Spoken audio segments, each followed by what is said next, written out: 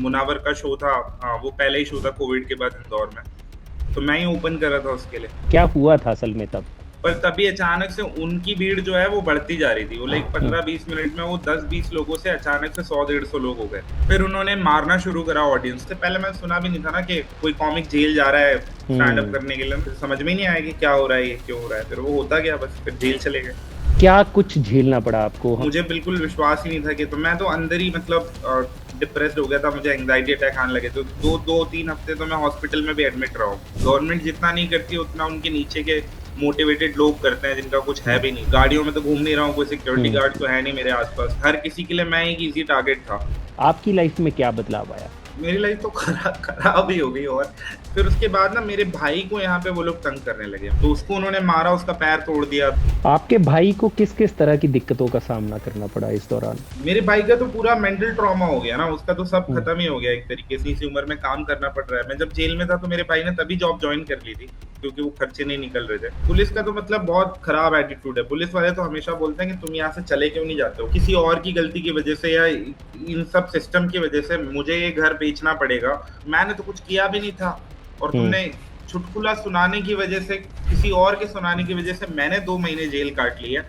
लेकिन अब मैं ये 4 साल से जो भुगत रहा हूँ, इसकी वजह से तुमने आज तक एक आदमी को भी कभी अंदर नहीं डाला। तब भी क्या मुनव्वर फारूकी या ऐसे बड़े आर्टिस्ट जिनके साथ आपने कभी काम किया, उन्होंने कभी आपका साथ नहीं दिया सोशल मीडिया पर? हाँ, मुनव्वर तो वो फारूकी तो को ऐसे। पता होगा कौन है नलिन यादव? मुनव्वर फारूकी को क्यों नहीं पता होगा कौन है नलिनी यादव? हाँ, साथ में 2 महीने जेल रह के आए हैं। पर मेरे बारे में ऐसा सोशली या डिजिटली कभी किसी ने कोई बात नहीं करी। आई डोंट नो क्यों नहीं करी। सर उगते सूरज को सब सलाम करते हैं, वैसा वाला सीन हम्म। है। कुणाल कामरा का जो पूरा अभी चल रहा है कंट्रोवर्सी, उसको आप कैसे देखते हैं अभी? कोई हम्म। फर्क नहीं पड़ रहा है। कुणाल कामरा कोई एक कॉमिक है, मतलब वो कोई देश का प्रधानमंत्री नहीं है। कॉमिक कोई इस देश में इतना इंपॉर्टेंट नहीं है। ऐसे बहुत सारे नेताओं के वीडियो दिखा दूंगा मैं, जो ऐसी ऑब्सिनिटी वाली बातें करते हैं भरे स्टेज पे खड़े होके, गालियां देते हैं भरे लाखों की भीड़ में, हजारों की भीड़ में। तब तो कभी कोई एक्शन नहीं देखा मैंने आज तक। कुछ लाइनें थी कि कभी खुद को ही बुरा लिखता हूँ, कभी खुद की पीठ में छुरा लिखता हूँ बस उसी रात को, क्यों रुका नहीं मैं उसी रात को। उसी रात को। क्या ये आपकी लिखी हुई है? हाँ जी, हाँ जी।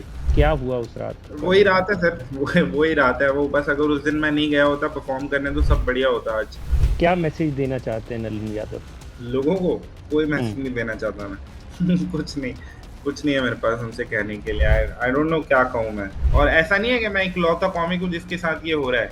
हम्म। मैं ऐसे बहुत सारे कॉमिक्स को जानता हूँ जो जिनके इंस्टाग्राम पे उतने फॉलोअर्स नहीं है, या उनको अभी ग्लोबली उतना लोग जानते नहीं है। तो ऐसा नहीं है, हम्म। उनमें भी तमाचे पड़ते हैं स्टेज पे। गलत भी होता है तो हमारे साथ होता है। घर भी जलते हैं तो हमारे घर जलते हैं, घर टूटते हैं तो हमारे घर टूटते हैं। एक वक्त था जब कवियों की रचनाओं से राजनेताओं को दिक्कत हुआ करती थी। फिर एक वक्त हरिशंकर परसाई जी का आया, जिन्होंने राजनेताओं से लेकर राजनीति पर भी एक मीठा कटाक्ष करना शुरू किया। और एक आज का वक्त है जब आज के कॉमेडियंस अपने लहजे में राजनेताओं और राजनीति पर कटाक्ष कर रहे हैं। लेकिन ये कटाक्ष अब कंट्रोवर्सी का रूप लेता जा रहा है। फिर चाहे वो कुणाल कामरा का हालिया केस हो, या फिर उससे 4 साल पहले चले जाए मुनव्वर फारूकी का केस, जब 1 जनवरी 2021 को उन्हें इंदौर में गिरफ्तार किया गया था। हालांकि अगर हम देखेंगे तो इन दोनों कॉमेडियंस के हजारों समर्थक सोशल मीडिया पर इनके लिए बैटिंग करते दिखाई देते हैं, जो इनके साथ खड़े दिखाई देते हैं और जिनका मानना है कि इन दोनों कॉमेडियंस ने कोई गलती नहीं की है। लेकिन मुनव्वर फारूकी जब गिरफ्तार हुए थे तो उनके साथ एक और कॉमेडियन गिरफ्तार हुआ था, जो मुनव्वर फारूकी से ज्यादा वक्त तक जेल रहा, जिसने लगभग 58 दिनों तक जेल काटी। लेकिन एक तरफ जहां उस इवेंट के बाद मुनव्वर फारूकी को लाइमलाइट मिली और उनका करियर आज दिन दुगनी चार चौगनी तरक्की कर रहा है, वो एक सुपरस्टार बनते जा रहे हैं, वहीं वो कॉमेडियन जो उनके साथ गिरफ्तार हुआ था वो एक अंधेरी जिंदगी जी रहा है। नलिन यादव से जानेंगे कि पिछले 4 साल में एक जोक जो उन्होंने कभी क्रैक नहीं किया, कैसे उस जोक ने उनकी जिंदगी को मजाक बना दिया है। तो नलिन, सबसे पहले तो शुक्रिया आपका हमें टाइम देने के लिए। नलिन, आज हम लोग देख रहे हैं कि कुणाल कामरा को लेकर काफी कंट्रोवर्सी हो रही है, सोशल मीडिया से लेकर खबरों तक में, टीवीज में, और जो सोशल मीडिया प्लेटफॉर्म्स है उन पर भी। लेकिन एक कंट्रोवर्सी ऐसी भी रही जो कुणाल कामरा से पहले मुनव्वर फारूकी के साथ जुड़ती है, 1 जनवरी 2021 को, है ना, जब गिरफ्तारी होती है। बहुत कम लोग जानते होंगे कि उस दिन सिर्फ मुनव्वर की गिरफ्तारी नहीं हुई, उसके अलावा 4 या 5 लोग और गिरफ्तार किए गए थे जिन्होंने उस वक्त उस स्टेज पे परफॉर्म किया था, जिसमें से एक नाम नलिन यादव भी हैं, जो आप हैं। क्या कहानी है नलिन आपकी, अगर आप बताना चाहें? मैं ऐसे तो अलग अलग शहरों में बड़ा हुआ हूँ। हम्म। फिर 8th स्टैंडर्ड में हम लोग इंदौर आ गए थे। हम्म। एंड देन उसके बाद से मैं इंदौर में ही हूँ मतलब। और पढ़ाई मैंने ज़्यादा करी नहीं, क्योंकि जब मैं ग्रेजुएशन कर रहा था सेकेंड ईयर में मेरी मम्मा को कैंसर हो गया था। ओ, तो मुझे छोड़ना पड़ा हम्म। अपना मतलब काम और कॉलेज वगैरह सारी चीज़ें, क्योंकि उस वक्त लाइक उनको ज़रूरत भी थी घर पे कोई हम्म। रहे जो उनकी हेल्प कर सके। और थोड़ा फाइनेंशियली भी हम लोग ड्रेन हो गए थे, क्योंकि मम्मा एक अकेली ही कमाती थी घर में, पापा मेरे बहुत पहले ही चले गए थे। फिर देन 2017 में जब स्टैंड अप कॉमेडी आया था, मुझे लगा कि हाँ मैं ये कर सकता हूँ, और वैसे ही शुरू करा जैसे हर कॉमिक कोई ब्रेकअप स्टोरी या कुछ ऐसा हम्म। होता है। देन स्टार्ट करते करते फिर 2018 तक इंदौर में ओपन माइक कुछ था नहीं, नहीं ना ही कॉमेडी रिलेटेड कुछ चीजें हुआ करती थी। हम्म। स्टैंड अप कॉमेडी भी नहीं पता होता था बहुत सारे लोगों को। सो उस वक्त हमने यहाँ पे ओपन माइक शुरू करा। फिर धीरे धीरे मैं प्रोड्यूसर बन गया। फिर देन इंदौर में जितने भी कॉमिक्स आते थे हर किसी का शो मैं ऑर्गेनाइज करता था। जी। और 2020 तक मतलब वो ऐसा हो गया था कि like I was performing here. मैंने ऑडिटोरियम बेचना शुरू कर दिए थे। 500 का ऑडिटोरियम मैंने इंदौर में बेच लिया था उस वक्त तक। तो मेरे आराम से टिकट्स निकलते थे, और मैं अब दूसरे कॉमिक्स के लिए भी ओपन करता था। तो मेरा मतलब यही प्लान था हमेशा कि जैसे कि बाकी कॉमिक्स करते हैं कि थोड़ा मटेरियल सेट हो जाए, फिर देन बॉम्बे जाके कहीं रिकॉर्ड करा के फिर यूट्यूब पे डालेंगे, देन फिर शुरू करेंगे जर्नी। जी। बट उसी बीच में फिर ये मेरी मम्मा की डेथ हो गई, देन कोविड आ गया, फिर लॉकडाउन हो गया, तो ओपन माइक्स वगैरह सब बंद हो गए। तो उससे पहले हमारा प्लान था इंदौर में खुद का कॉमेडी रूम खोलने का, लाइक जैसे हैबिटेट है हम्म। वैसे ही। बट कोविड वगैरह आ गया तो वो सब प्लान कैंसिल हो गए। देन उसके बाद फिर मेरी मम्मा की डेथ हो गई अक्टूबर में, 2019 अक्टूबर। तो उसके बाद फिर मैंने कॉमेडी मतलब लाइक ब्रेक पे ही था मैं। देन 2 महीने बाद मुनावर का शो था। वो पहले ही शो था कोविड के बाद इंदौर में, तो मैं ही ओपन कर रहा था उसके लिए। देन उसके हम्म। बाद फिर ये सब हो गया, देन तब से बस फिर अब यही सब चल रहा है। हम्म। उस दिन नलिन, शो में जिस वक्त ये सब चीजें हुई, तब क्या हुआ था असल में, अगर आप कुछ बताना चाहें कि एग्जैक्टली जो जिस शो को बोला जाता है, जहां पे जिसको लेकर गिरफ्तारी हुई मुनव्वर फारूकी की, आप हाँ, लोगों की, उस वक्त कैसी चीजों ने टर्न लिया, क्या हुआ था असल में तब? एक्चुअली मुनावर जस्ट आया था। मैं भी मुनावर से पहली बार मिला था उस दिन, तो हमारी बस 2-3 मिनट के लिए बात हुई थी, क्योंकि ऑलरेडी शो स्टार्ट होने वाला था। तो मैं ओपन कर रहा था और हम्म। मेरे पहले एक होस्ट था, तो उसने मुझे बुलाया, देन मैं परफॉर्म करके आया। और मैं बस परफॉर्म करके देन मेरे बाद जस्ट बाद मुनावर गया, तो हम लोग वहीं पीछे रूम में ही थे, हम्म।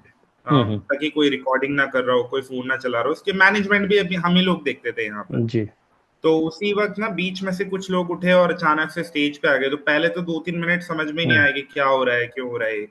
उसी बीच में ना फिर वो जो उनके जो लीडर थे एकलव्य गौड़, वो किसी पार्टी के या तो कुछ हिंद रक्षक इस तरीके का कुछ जी। था जिसके वो लीडर है। तो हम्म। वो आए, उन्होंने अपना डायलॉग बोलना शुरू करा स्टेज पे आके। और देन वो तो उधर सामने बोल रहे थे, उनका जो बहस चल रहा था वो तो वीडियो में है। पर हम्म। पीछे उनके काफी सारे लोग थे जो हम लोगों को रोक रहे थे, गाली गलौज कर रहे थे। और फिर धीरे धीरे मतलब 10-15 मिनट ही हुए तो मैं उन लोगों को बाहर लेके गया, क्योंकि मैं यहीं का ऑर्गेनाइजर हूँ और हम्म। मैं भी यहाँ पे काफी लोगों को जानता हूँ। और लाइक इतने सालों से ओपन माइक करा रहा हूँ, तो हमारा खुद का भी एक टच है हर हम्म। लोगों के साथ। इंदौर में लोग जानते हैं। सो मैंने उनसे बात करने की कोशिश करी, तो उन्होंने कहा कि ये ऐसा करता है, ये वैसा करता है, तुमने इसको यहाँ पे क्यों बुलाया, और ये तुम्हारे देवी देवताओं को गाली देता है और तुमको शर्म नहीं आती ये सब करते हो। ये सब उनसे बात हो रही थी, तो मैं उनको समझा रहा था कि सर यहाँ पे तो ऐसा कुछ हो नहीं रहा है भाई। सेम चीज मुनावर भी उनको कह रहा था कि आप एक बार मेरा शो देख लीजिए, हम्म। यहाँ पे तो ऐसा कुछ मैं परफॉर्म कर नहीं रहा हूँ, ना मैं ऐसा कुछ करता हूँ। तो हम उनको वही कन्विंस करने के उसमें लगे हुए थे कि लाइक 15-20 मिनट मैंने ट्राई करा कि ये लोग मान जाए कि शो हो जाए, पर उन्होंने कहा कि नहीं शो तो नहीं होने देंगे। तो मैंने ठीक है फिर सर शो कैंसिल कर देते हैं। हम्म। तो मेरा प्रायोरिटी यही था कि मुनावर सेफ रहे, क्योंकि क्या है ना इंदौर में मतलब लाइक कॉमेडी हमारा बिजनेस था ना, हम्म। सिर्फ पैशन नहीं था, हम उससे कमा भी रहे थे। तो मैं ये नहीं चाहता था कि आगे चल के ऐसा हो जाए कि कोई कॉमिक इंदौर में कभी परफॉर्म करने ना आए। तो उसके बाद ना मैं उनसे बात कर रहा था, और फिर इधर मुनावर से भी बात कर रहा था। तो देन हम शो कैंसिल करने के टर्म पे आ गए थे। पर तभी अचानक से उनकी भीड़ जो है वो बढ़ती जा रही थी। वो लाइक हम्म। 15-20 मिनट में वो 10-20 लोगों से अचानक से 100-150 लोग हो गए। फिर उन्होंने मारना शुरू करा ऑडियंस को अंदर, क्योंकि ऑडियंस जो थी ना वो भी थोड़ा पंप अप हो रही थी मुनावर हम्म। की साइड से। और वो उन लोगों को बोल रहे थे कि नहीं हमने पैसे लिए हैं तो तुम्हें देखने के लिए नहीं लिए हैं, हमने उसको देखने के लिए लिए हैं, तो उसे परफॉर्म करने दो, शो होना चाहिए, ऐसा वैसा चल रहा था। तो वो दोनों तरफ से क्लैश हुआ, उन्होंने ऑडियंस को मारना शुरू करा। तो हमने पहले मुनावर को घेरे में करा कि इसको सेव कर लेते हैं। देन फिर हमने ही पुलिस बुलाई कि पुलिस आ जाएगी तो शायद बेटर हो जाएगा। देन पुलिस आई, देन 2 पुलिस वाले थे और वो लोग 100-150 थे। तो पुलिस वालों ने हमें कहा कि हम थाने चलते हैं। तो मुझे लगा थाने जाएंगे तो थाने सबसे सेफ जगह है अभी फिलहाल के लिए, तो थाने चले गए। देन थाने चले गए, फिर कुछ हमसे किसी ने कोई बात बात करी नहीं। बाहर उन लोगों की भीड़ थी खूब, 200-300 लोग हो गए थे वो लोग। मीडिया वगैरह आता रहा तो हमें लग रहा था अभी छूट जाएंगे, अभी छूट जाएंगे या अभी शांत हो जाएगा। पर 12 बजे रात को पता चला कि एफआईआर हो गई हम पे। ओके। तो हाँ, तो फिर उसके बाद तो फिर मतलब पता ही था कि अब नहीं होगा कितने ऐसे। कितने लोगों पर एफआईआर हुई और उसके बाद क्या हुआ एफआईआर के बाद? हाँ, हम 6 लोगों पे एफआईआर हुई। हम्म।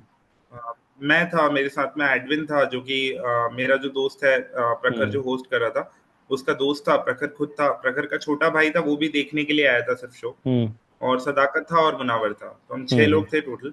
हम हम्म। सब पे same same offence, same same धारा है, जबकि परफॉर्म करने वाले मैं और मुनावर और सिर्फ प्रखर था जो होस्ट कर रहा था। जी। बाकी ये तीनों लोग तो सिर्फ शो देखने आए थे। हम्म। तो एक प्रखर का भाई था, ऑफ कोर्स उसके भाई को मारोगे तो वो साथ में खड़ा रहेगा, और ऐसे ऐसे हम्म। करके मतलब हम 6 लोग थे। तो एफआईआर हुई। देन मुझे ही लगा कि चलो ठीक है, ऐसा कोई चाकू वाकू तो मार नहीं दिया हमने किसी को, या ऐसा कुछ हम्म। बहुत बड़ा ब्लंडर तो कर नहीं दिया। और इससे पहले मैंने सुना भी नहीं था ना कि कोई कॉमिक जेल जा रहा है स्टैंड अप हम्म। करने के लिए। मैंने ठीक है, सुबह छूट जाएंगे, कोर्ट से छूट जाएंगे, बेल हो जाएगी, रात हम्म। भर है बस निकालना है। 3-4 बजे उन्होंने हमारा मेडिकल करवाया रात में। देन उसके बाद मेडिकल हुआ तो तब समझ में आ गया था कि हाँ अब कोर्ट से ही होगी जमानत। हम्म। देन फिर कोर्ट गए। देन कोर्ट में जाके कुछ भी नहीं हुआ। लाइक हम तो बड़े एक्सपेक्टेशन लेके गए थे कि कोर्ट में जाके जैसे देखा है हमने पिक्चरों में कि सुनवाई होगी, ये होगा वो होगा। तो हम्म। उन्होंने तो बस साइन करवाया हमसे और हम्म। देन गाड़ी में बिठाया। और फिर जो पुलिस वाले जो शख्स आगे चला रहे थे गाड़ी, उन्होंने कहा कि हाँ इनको सीआई ले जा रहा हूँ। उन्होंने किसी से फोन हम्म। पे बात करके कहा सेंट्रल जेल। हम्म। तो बस उसके बाद फिर समझ में ही नहीं आया कि क्या हो रहा है, ये क्यों हो रहा है। फिर वो होता गया, बस फिर जेल चले गए। कितने दिन रहे आप जेल में? मैं 58 58 दिन रहा हूँ। 58 दिन। और हाँ मुनव्वर हाँ, मैं फारूकी? सबसे लास्ट में आया हूँ। मुनव्वर अराउंड 33-34, आई थिंक, मुझे कंफर्म नहीं है, पर 1 महीना था वो। 1 महीने के आसपास, यानी कि उसके सबसे जाने के 1 महीने बाद में आया हूँ। हाँ यानी कि सबसे ज्यादा लंबे वक्त तक आप जेल में रहे हैं इस पूरे हाँ केस हाँ, मैं रहा हूँ में। जी। जी। और उसके बाद क्या कुछ झेलना पड़ा आपको? हम। जेल से ही एक्चुअली शुरू हो गया था, क्योंकि क्या है ना, मेरा ना फादर है ना मदर है, वो हम्म। रिलेटिव हमारा था नहीं। तो हम्म। और जो थे, जो थोड़े बहुत, उन्होंने भी हमें हटा दिया था अपने आप से, क्योंकि हर आदमी अपना नाम बचाना चाहता है। हम्म। तो उन्होंने ना मतलब मेरा कोई बेल लेने वाला ही नहीं था। और शुरुआत में तो मुझे भाई को ये भी नहीं पता था, मेरे भाई को, मेरा भाई छोटा था उस वक्त, 17 16 17 साल का था। तो उसे ये भी नहीं पता था कि मैं करूँ क्या। तो 5 दिन बाद तो उसे ही मालूम पड़ा है कि मैं जेल में हूँ, और हम्म। मतलब कौन सी जेल में हूँ, कैसे मिलते हैं, क्या करते हैं। फिर दिन 15-20 दिन बाद कहीं जाके मेरे लॉयर, जो मुनावर के जो लॉयर थे, फिर उनसे बात करी, फिर उन्होंने मेरा भी केस लेने को तैयार हुए। हम्म। फिर दिन मुनावर के बाद में उन्होंने अपना लॉयर बदल दिया। तो हम्म। जब उन्होंने लॉयर बदला तो हमारा वो लॉयर, वो मेरा केस भूल ही गया वो जो हम्म। था। तो हम्म। मेरी और उसमें वो 15-20 दिन अटक गई, और इस हम्म। वजह से मेरा 1 महीने और लेट हुआ। तो 2-3 बार हाई कोर्ट से रिजेक्ट हो गई। तो मुझे समझ में ही नहीं आ रहा था कि क्या करूं, ना पैसे थे ना कुछ था, और बाहर सिर्फ अकेला भाई था। और तो मुझे बिल्कुल विश्वास ही नहीं था कि, तो मैं तो अंदर ही मतलब डिप्रेस्ड हो गया था, मुझे एंग्जाइटी अटैक आने लगे थे। तो 2-3 हफ्ते तो मैं हॉस्पिटल में भी एडमिट रहा हूँ। अंदर जेल में एक हॉस्पिटल होता है छोटा सा, तो वो ऑब्जर्वेशन में रखते थे, वहां पे भी एडमिट रहा हूँ। फिर जब जेल, मतलब ऐसा, मैंने लास्ट में तो उम्मीद छोड़ दी थी कि हम छूटेंगे, जब तक मुनावर नहीं छूटा था।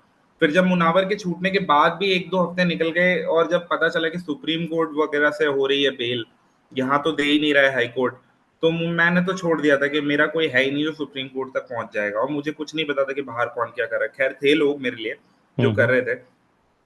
फिर जब मैं बाहर आया तो बाहर आके ऑलरेडी डेप्थ में था मैं, ये सारी चीजें हम्म। हो गई थी, मम्मा की डेथ थी 2 महीने पहले हुई थी, फिर उनको हम्म। कैंसर था तो उनका इलाज चल रहा था। तो ऐसे हम्म। करके ऑलरेडी हम फाइनेंशियली बहुत ड्रेन थे।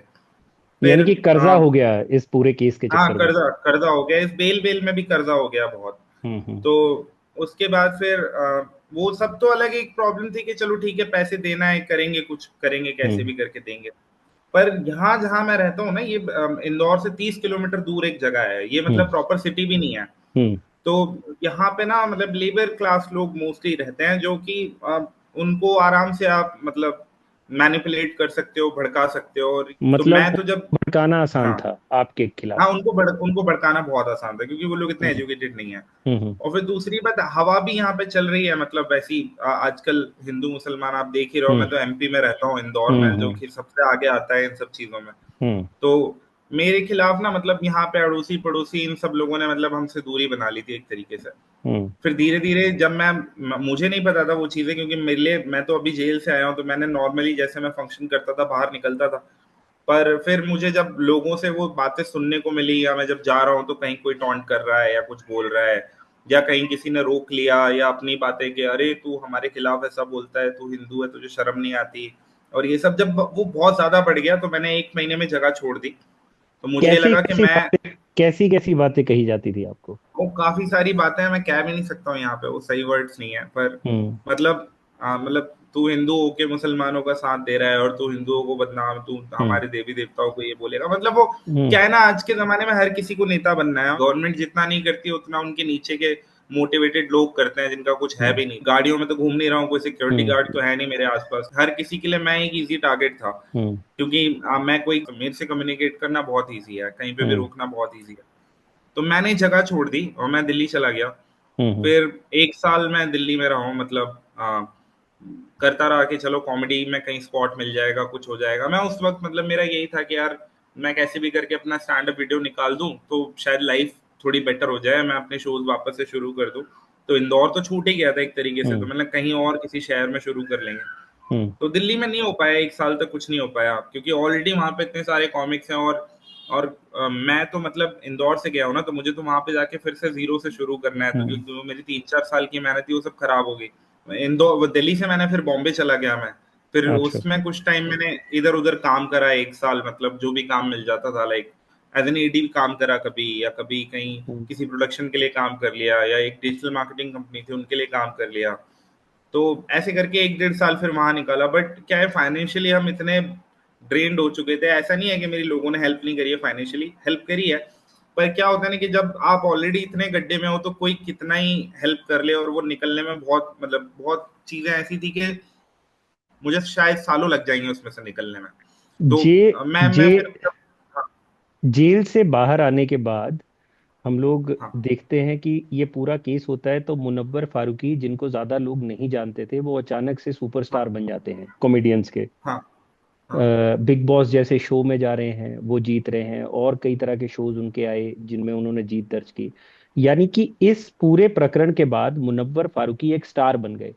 आपकी लाइफ में क्या बदलाव आया? मेरी लाइफ तो खराब खराब ही हो गई। और हाँ, पर मतलब इस चीज को कंपेयर किया नहीं जा सकता ना, क्योंकि बहुत सारे पर्सपेक्टिव हम दोनों के हम्म अलग हैं, मतलब हम्म कॉन्टेक्स्ट भी अलग है। क्योंकि वो ऑलरेडी उसके वीडियोस आ चुके थे, ऑलरेडी कुछ लोग उसे जानते थे, ऑलरेडी वो इंदौर में जब शो करने आया था तो 100 सीटर का रूम उसने बेचा था। तो वो हम्म ट्रैवल तो कर ही रहा था, मतलब ऑल ओवर इंडिया उसको कुछ लोग तो जानते ही थे, उसके शोज तो चल ही रहे थे। तो वो चीज और हाइप हो गई जब जेल से आने के बाद, तो लाइक, और फिर उसके बाद फिर वो बॉम्बे में चला गया, उसे इंदौर में नहीं रहना पड़ा। तो वो हम्म। चीज जो थी वो इंदौर तक रुक गई उसके साथ, मतलब जो हुआ हुआ, वहां जाने के बाद कुछ नहीं हुआ उसके साथ। और बट आपको मेरा तो घर भी होने यही की था। वजह से। हाँ, मेरा घर भी यही था, मेरा सब कुछ यही था। और जस्ट बिकॉज क्योंकि इंदौर के बाहर तो मैंने कभी परफॉर्म ही नहीं किया था, ना मेरा कोई स्टैंड अप वीडियो था, तो लाइक मेरे न्यूज आर्टिकल वगैरह जरूर आए थे, और मुझे लोगों ने जरूर ऐसे हेल्प किया फाइनेंशियली या मॉनिटरली। पर वो जो चीज थी ना कि मैं स्टैंड अप वीडियो जो अपना रिकॉर्ड करना चाहता था, या स्पॉट्स मिल जाएं, या कंटिन्यू मैं कॉमेडी वापस स्टार्ट कर पाऊँ, वो नहीं हो पाया कभी 2 साल के अंदर। तो वो हम्म मतलब जब पैसा आना भी तो चाहिए कहीं से, फाइनेंसिस हम्म सही तो होने चाहिए। जब पैसा आना ही बंद हो जाएगा तो कितना टाइम आप सस्टेन कर सकते हो खुद पे। दो हम्म साल ऑलरेडी निकल गए थे, तो फिर मैं वापस आ गया यहाँ पर। फिर मैंने सोचा कि ठीक है चलो, अब मामला शांत हो गया होगा, 2 साल हो गए हैं। फिर उसके बाद ना मेरे भाई को यहाँ पे वो लोग तंग करने लगे, मतलब मेरे भाई को ऐसे कुछ कुछ बोल रहे होंगे, वो लोग टॉन्ट करा करते थे। और फिर मेरा भाई ऐसा है कि उसको तो नहीं पता ना ये सारी चीजें, वो तो छोटा है, तो वो भी अपनी तरफ से जो बोल सकता था उसने बोला होगा। तो उसको उन्होंने मारा, उसका पैर तोड़ दिया। तो फिर वो 3 महीने जब बेड पे रहा, तो फिर मुझे वापस प्रॉपर यहीं आना पड़ा। फिर हम्म हमने एफआईआर वगैरह करे, और फिर तब से ये सिलसिला चला जा रहा है एफआईआर का। अभी लाइक 3-4 एफआईआर हम करा चुके हैं, 2-3 एफआईआर वो पुलिस की तरफ से हमारे पे हो चुकी है। तो वो हम्म बस अब 2 साल से मतलब यही चल रहा है और कुछ चल ही नहीं रहा है। ना कोई जॉब हो पा रहा है, क्योंकि यहाँ इस शहर में तो कहीं काम मिलने से रहा। हम्म और दूसरा, मैं अभी मतलब अब काम करूंगा भी तो मतलब किसी दूसरी फील्ड में, जैसे अभी मैं एक रियल एस्टेट ब्रोकरेज कंपनी में मकान प्लॉट बेचता हूँ। पर हाँ, मतलब आर्ट इंडस्ट्री से यहाँ पे मेरा कोई लेना देना नहीं है। और दूसरा, मैंने कोशिश करी बीच में कि मैं यहाँ इंदौर में जो अब जो ओपन माइक्स हो रहे हैं उनमें जाके परफॉर्म करूँ। पर यहाँ का भी कोई ऑर्गेनाइजर मेरे साथ में काम करना चाहता नहीं है। मतलब उनको हम्म सबको यही डर लगता है कि जैसे कि अभी हुआ ना, कुणाल कामरा की वजह से, कुणाल कामरा का शो था जिसमें हम्म हैबिटेट तो सिर्फ एक प्लेटफॉर्म था, पर वो नुकसान तो सारा हैबिटेट का हो गया। तो वो उस चीजों से लोग डरते हैं, तो वो कॉमेडी मतलब छूट ही गई एक तरीके से। हम्म। आपके भाई को किस किस तरह की दिक्कतों का सामना करना पड़ा इस दौरान? मेरे भाई का तो पूरा मेंटल ट्रॉमा हो गया ना, उसका तो सब हम्म खत्म ही हो गया एक तरीके से। आई डोंट नो, मैं कभी समझ ही नहीं पाता हूँ ये चीज, क्योंकि वो 16 साल का था जब मम्मी की डेथ हो गई, और उसने तो हम्म मेरे फादर को बहुत कम देखा था। जब वो 3 साल का था जब मेरे फादर की डेथ हुई थी, और मैं भी घर पे उतना रहा नहीं हूँ, तो उसके लिए तो सब कुछ मम्मा थी। फिर हम्म दिन मम्मा की डेथ होती है, 2 महीने बाद भाई जेल चला जाता है। हम्म और फिर जब जेल से आते हैं तो फिर कर्जा हो गया है, अब इतनी सी उम्र में काम करना पड़ रहा है। मैं जब जेल में था तो मेरे भाई ने तभी जॉब ज्वाइन कर ली थी। तो उसको तभी काम करना पड़ रहा था, क्योंकि वो खर्चे नहीं निकल रहे थे पूरे 1 साल। तो मतलब उसने ही घर चलाया एक तरीके से। तो वो बहुत छोटी उम्र में हम्म बड़ा हो गया, और वो काफी चीजों से मतलब डिप्रेस्ड है। और बहुत सारी अलग अलग मेंटल जो चीजें होती हैं वो तो है ही उसके साथ। प्लस उसको ये जो जमाने में जो झेलना पड़ा जो मेरी वजह से, मैं कभी उसका फेस भी नहीं रखता हूँ, या कभी जितना हो सके मैं उसको हाइड करने की कोशिश करता हूँ अपनी तरफ से। पर अब यहाँ तो लोग जानते ही हैं कि वो मेरा भाई है। तो हम्म। मेरी जगह मतलब उसने काफी चीजें भुगती हैं एक्चुअल में, अगर देखा जाए तो। 2024 में एक वीडियो काफी वायरल हुआ था जो आपने अपने इंस्टाग्राम पे डाला था, एक झगड़े का, जी जी जिसमें जी। आपका ये दावा था कि आपके भाई को पीटा जा रहा है उस वीडियो हाँ में। जी, हाँ जी, वो मेरा तो वो भाई था, क्या मेरा दोस्त था। क्या क्या था वो वीडियो, मतलब क्या हुआ था उस वो दौरान? वो कुछ नहीं, वो मेरा भाई एक जगह, वो उसका पैर पहले ही वो लोग तोड़ चुके थे, तो उसने क्या एफआईआर कर रखी थी उन लोगों के ऊपर। मैंने उससे एफआईआर हम्म लिखवाई थी। तो वो लोग बार बार ऐसी धमकी देते हैं कि तुम एफआईआर करो हम फिर मारेंगे, तुम कितनी हम्म एफआईआर कर सकते हो, हम फिर मारेंगे। हम्म तो उन्होंने ना वही 2 एफआईआर ऑलरेडी हो चुकी थी, तो उन्होंने उस एफआईआर की वजह से वो एक दिन खड़ा हुआ था। जो 15-20 लोग आए, उन्होंने पीवी रखी थी या क्या, तो उसको बोलना शुरू करा। तो अब तक तो ये चुप होने लग गया था, मतलब ये बचता था हर जगह से। पर ये और इसका दोस्त खड़े हुए थे वहां पे, हम्म और इनको उन्होंने मारा 15-20 लोगों ने, सर्वर में हम्म। खून निकल गया, और देन वो तो वीडियो में है ही सारी चीजें। तो उसके बाद पुलिस का क्या रवैया था इस पूरे प्रकरण के बाद? पुलिस का तो मतलब बहुत खराब एटीट्यूड है। पुलिस वाले तो हमेशा बोलते हैं कि तुम यहाँ से चले क्यों नहीं जाते हो, बोले तुम्हारी हर हर इतनी एफआईआर हो चुकी हैं, तुम ये जगह छोड़ क्यों नहीं देते हो। अब उनको कैसे समझाएं कि घर बनाना इतनी आसान बात नहीं होती है। मतलब मेरी माँ ने पूरी जिंदगी लगाई तब जाके ये घर बना, और अब हम नहीं खरीद पाएंगे जिस स्टेट में है। और आज सिर्फ किसी और की गलती की वजह से या इन सब सिस्टम की वजह से मुझे ये घर बेचना पड़ेगा। और फिर बेच के और मैं कहाँ जाऊंगा, मतलब मेरे आज कम से कम जो भी है काम नहीं है, जो भी नहीं है, पर मुझे ये तो पता है कि मेरे घर पे मेरे सर पे छत है। तो मैं कैसे करूं। तो वो पुलिस वाले तो हमेशा बोलते हैं तुम ये जगह बेच के क्यों नहीं चले जाते हो। तो मतलब पुलिस वाले एक तरीके से उन लोगों के साथ में ही है, वो लोग भी यही चाहते हैं कि हम लोग यहाँ से निकल जाएं, घर खाली रहेगा, क्योंकि मेरे कोई रिलेटिव साथ में रहते नहीं है और इस तरीके का कोई इंटरफेरेंस है नहीं। तो यहाँ बहुत आसान है घर कब्जा करना। तो पुलिस वाले तो मतलब पूरी तरीके से उनके सपोर्ट में ही है। पर एक तरीके से जब मैं फोन लगवाता हूँ या किसी जर्नलिस्ट को बोलता हूँ, या जब इस तरीके का जब सब चीजें होती हैं, तो उनको एफआईआर लिखनी पड़ती है ना हम्म चाहें तो भी। तो जब एफआईआर लिखते हैं तो वो ना बहुत ऐसी नॉमिनल सी धाराएं लगा देते हैं, जैसे जैसे अभी हुआ था मेरे घर पे, टायर वायर फेंक दिया जलता हुआ, आग लग गई। देन दीवार पीछे की टूटी हुई थी, घरों में आके उन्होंने तोड़फोड़ करी नीचे। पर एफआईआर में सिर्फ उन्होंने इतना ही लिखा है कि मुझे पहले वो यही लिख रहे थे कि सुबह उठ के मुझे मारा और गाली गलौज करी, बस। तो अब हम्म। इसमें कितनी बड़ी धारा लगा दोगे आप। तो वो उस तरीके की एक नॉमिनल सी एफआईआर लिखते हैं हमेशा, और उनकी तरफ से भी एक हमेशा एफआईआर लिख देते हैं ताकि जो मेरी एफआईआर है वो हल्की हो जाए। और अच्छा। फिर मैं जब हियरिंग के चक्कर काटते रहूं, कोर्ट के चक्कर काटते रहूं, तो मैं खुद ही परेशान हो जाऊंगा।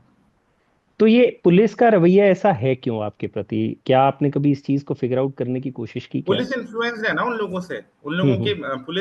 पुलिस उनसे पूरी तरीके से इन्फ्लुएंस्ड है। और हम पुलिस को क्या दे सकते हैं, मतलब किन से कुछ भी नहीं दे इन्फ्लुएंस है सकते। पुलिस? आपको क्या लगता है कि कौन लोग हाँ, हैं जिनसे इन्फ्लुएंस्ड है ये जो पुलिस? भी यहाँ पे पावर में है, जो भी लोग हैं, मतलब अच्छा। जो, हाँ, जो जो जिनका ये पूरा कराया हुआ है, वो यहाँ पे पहले पूर्व पार्षद रह चुके हैं। हम्म। उनके कुछ कुछ तो इलीगल काम है, मैं अब ज्यादा उनके बारे में नहीं बता सकता क्योंकि मेरे जी। पास कोई ऐसा विद प्रूफ नहीं है। जी। पर सबको पता है यहाँ पे बहुत छोटी जगह है, सबको पता है। मतलब मेरे भाई का पैर टूट गया था, तब मुझे लगा था कि चलो अब शायद कोई बड़ी एफआईआर होगी, कोई एक बंदा जेल जाएगा। हम्म। 3 महीने अगर मेरा भाई बेड पे पड़ा है तो किसी को 1 महीने के लिए तो एटलीस्ट जेल जाना चाहिए। हम्म। पर एक दिन के लिए भी कोई जेल नहीं गया, और इसी बात को लेकर दुख भी होता है कि मैंने तो कुछ किया भी नहीं था, और हम्म। तुमने चुटकुला सुनाने की वजह से, किसी और के सुनाने की वजह से मैंने 2 महीने जेल काट लिया। लेकिन अब मैं ये 4 साल से जो भुगत रहा हूँ, इसकी वजह से तुमने आज तक एक आदमी को भी कभी अंदर नहीं डाला। आप पर जो केस हुआ था इंदौर में, जिसमें मुनव्वर फारूकी भी जेल गए, आप भी जेल गए, वो उस केस में पुलिस ने बाद में जब अपना पूरी जांच रिपोर्ट दायर की तो उसमें बोला गया कि ऐसा कभी जोक क्रैक किया ही नहीं गया था मुनव्वर की तरफ से, और वो हाँ सारा जी, हाँ मामला जी। उसके बाद खत्म हुआ।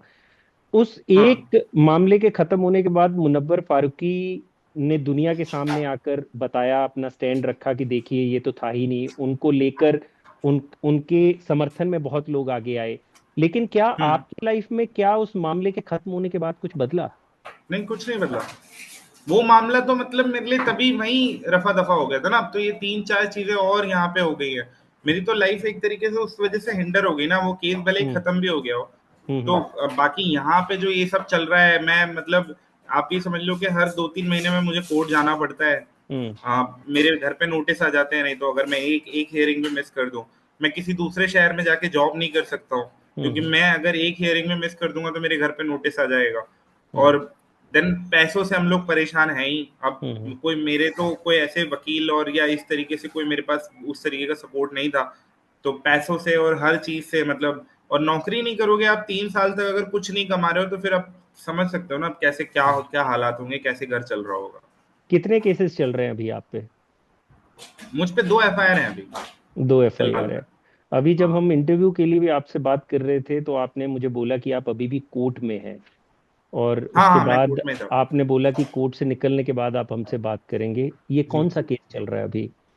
ये केस नहीं है, ये एक्चुअली हम अब अपनी सारी पुरानी एफआईआर कलेक्ट करके, क्योंकि यहाँ का सेशन कोर्ट तो कुछ कर नहीं रहा है, तो हम्म। हम कोशिश ये कर रहे हैं कि हम अपनी सारी एफआईआर कलेक्ट करके और हाई कोर्ट में एक अपील करने की कोशिश कर रहे हैं, हम्म। ताकि हम इन सारे केसेस को चैलेंज कर सकें। और ये जो मेरी जो बार बार जो हियरिंग है इस तरीके में, इसमें हम हम्म। थोड़ा कोर्ट से राहत मांग सकें कि ना मैं नौकरी कर पा रहा हूँ, ना मैं यहाँ रह पा रहा हूँ। तो हम्म। उस तरीके से हम उसको ना चैलेंज करना चाहते हैं हाई कोर्ट में, तो मैं उसके लिए कोर्ट में था।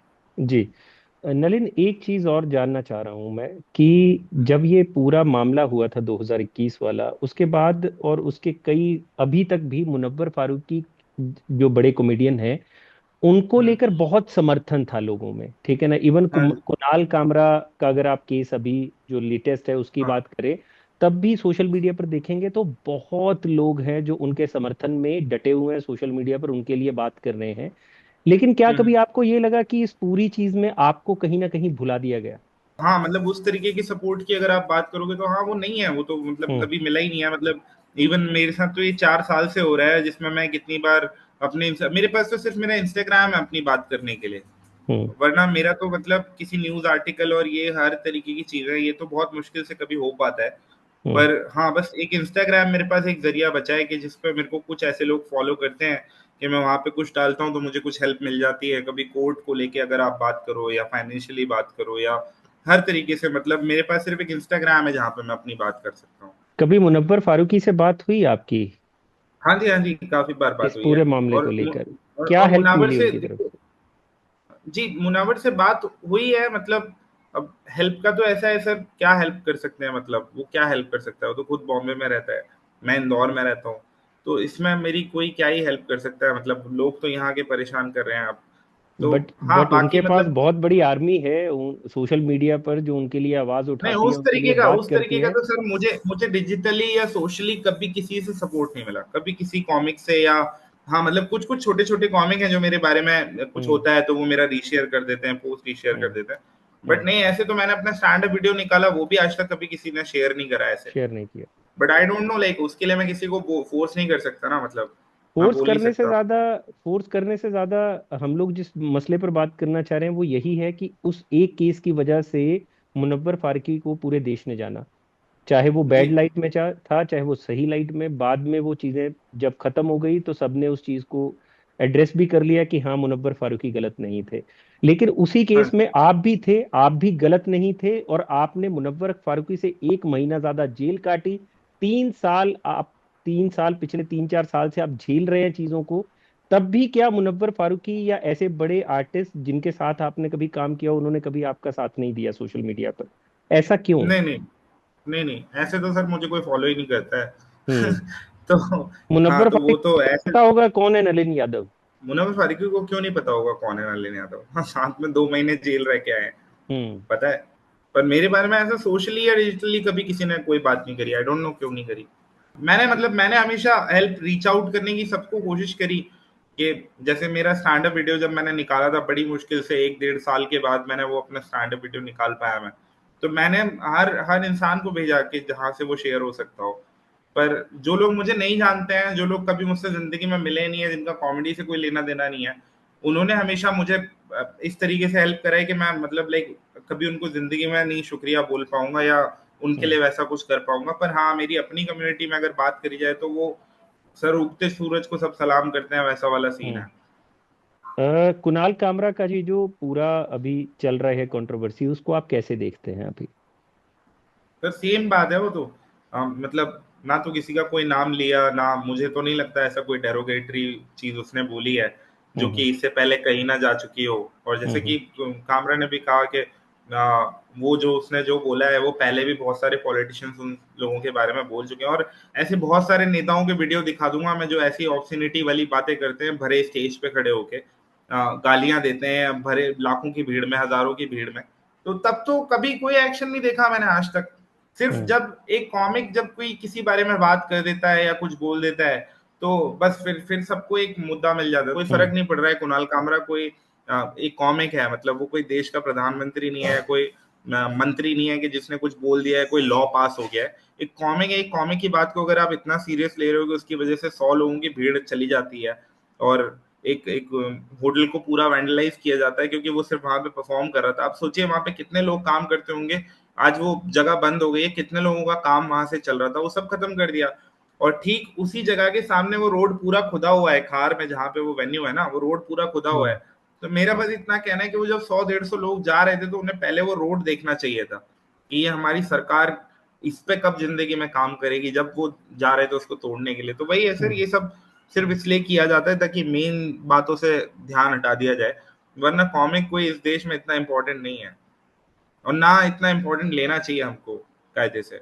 कॉमेडी का क्या भविष्य देखते हो आप हिंदुस्तान में? सर इंडिया में तो मुझे नहीं लगता, क्योंकि अगर अभी देखा जाए तो जैसे जब ये पहले की बात थी, कुणाल कामरा जब स्टार्ट किया था तो लाइक मैं भी स्टैंड अप करता था, पर उससे पहले मुझे स्टैंड अप का कभी इतना बड़ा मीनिंग समझ में आया नहीं था कि स्टैंड अप होता क्यों है, क्यों हम्म। करा जाता है। बट जब मैंने कुणाल कामरा को देखा और भी कुछ पॉलिटिकल कॉमेडियंस को देखा, बाहर के कॉमिक्स को देखा, तो मुझे हम्म। समझ में आया कि बेसिकली स्टैंड अप क्यों है। मतलब you have to hmm. Stand against something, और लाइक तब जाके वो, और चाहे वो कुछ भी हो सकता है, जरूरी नहीं है।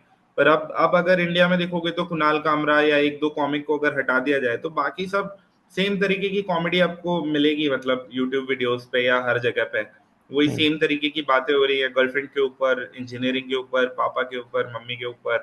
तो आई थिंक वही जोक चलेंगे और इंडिया में सिर्फ सबको वही सुनना है।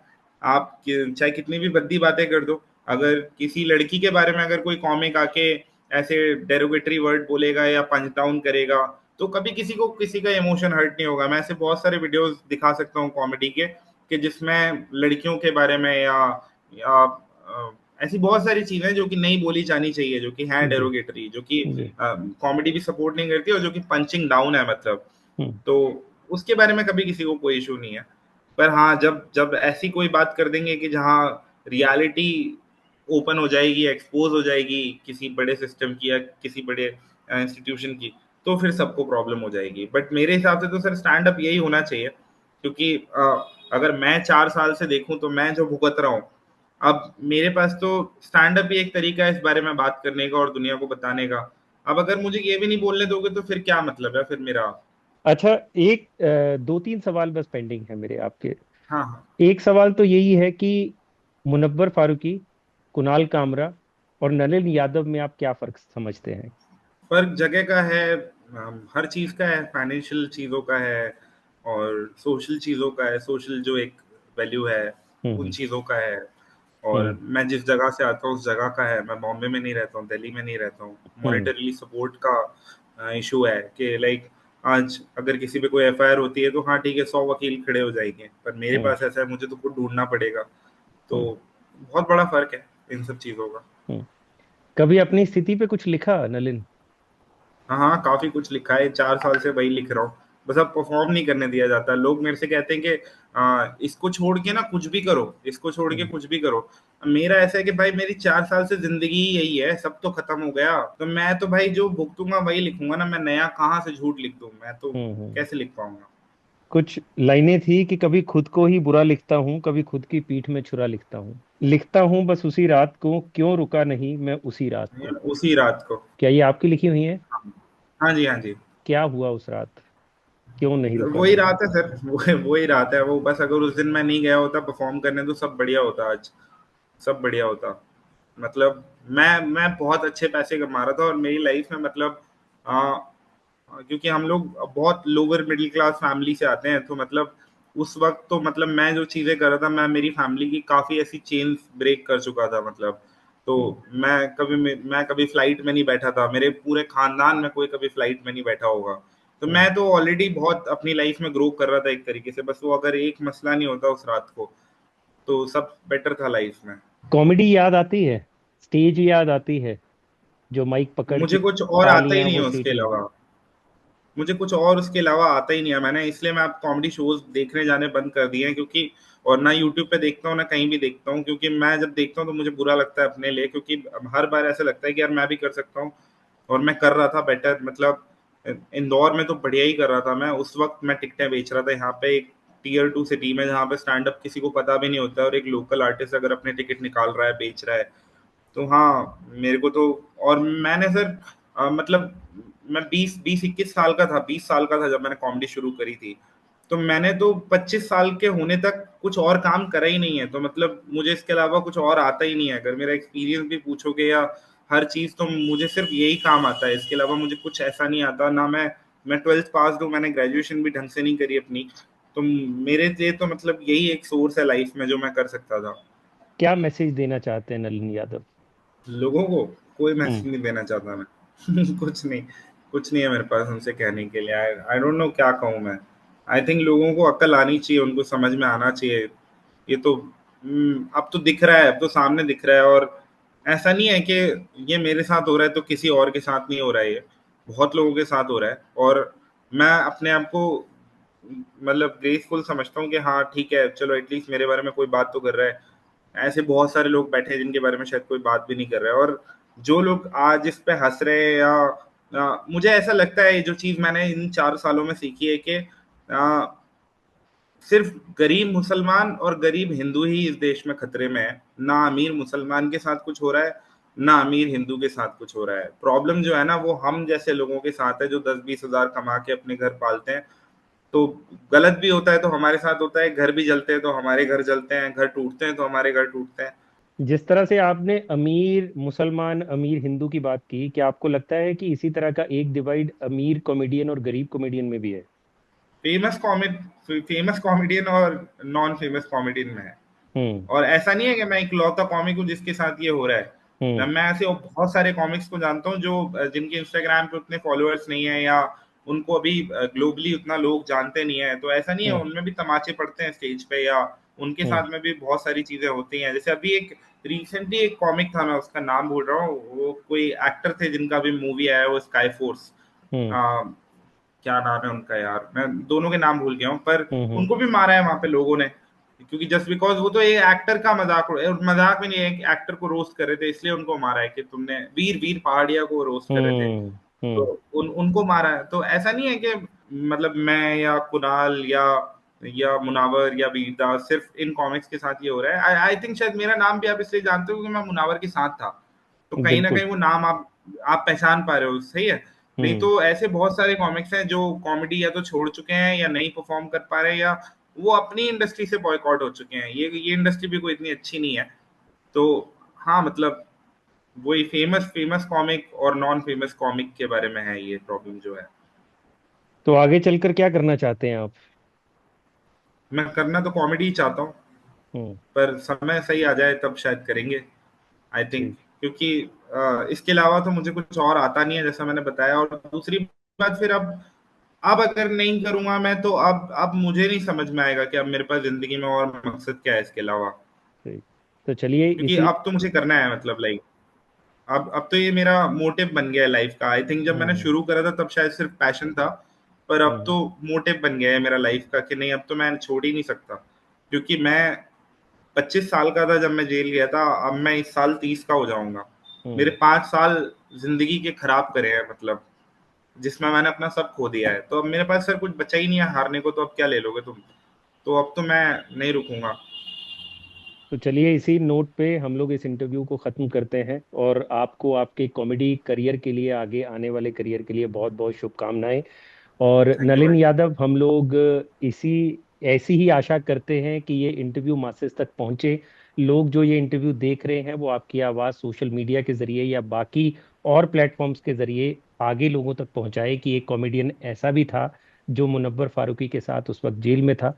लेकिन फिलहाल पिछले 4 साल में एक तरफ मुनव्वर फारूकी बहुत बड़े कॉमेडियन, एक स्टार बन चुके हैं, और दूसरी तरफ आपने काफी कुछ झेल लिया है। और कहीं ना कहीं उसका मलाल भी होना चाहिए हम लोगों को, हमारी उन कॉमेडी के उन प्रेमियों को जो कॉमेडियंस के लिए आवाज उठाते हैं लेकिन वो आपकी आवाज नहीं बन पाए। तो ऑल द बेस्ट नलिन। और कोशिश रहेगी कि आपसे एक बार बहुत फिर बहुत से शुक्रिया मिला भाई। जाए आमने सामने, और आपसे दोबारा बात की जा सके आपके स्ट्रगल को लेकर और आपकी सक्सेस को जी, लेकर भी। जी। ओके नलिन, शुक्रिया। बिल्कुल बिल्कुल।